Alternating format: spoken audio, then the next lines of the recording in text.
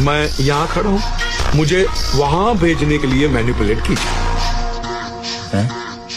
Mister Khan, मैं कोई जादूगर नहीं हूँ।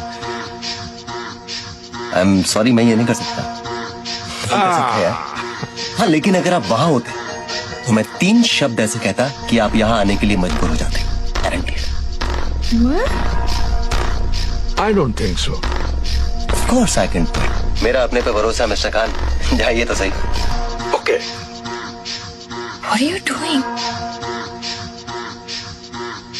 Here I am. बोलिए वो 3 शब्द मिस्टर विवान। मिस्टर खान, आप तेज है, ज्ञानी है और दुनिया देखिए 55 साल, इसलिए समझदार भी है, पर थोड़ी सी समझ कम पड़ गई। विवान ने आपको यहाँ से वहाँ जाने के लिए मैनिपुलेट कर ही दिया।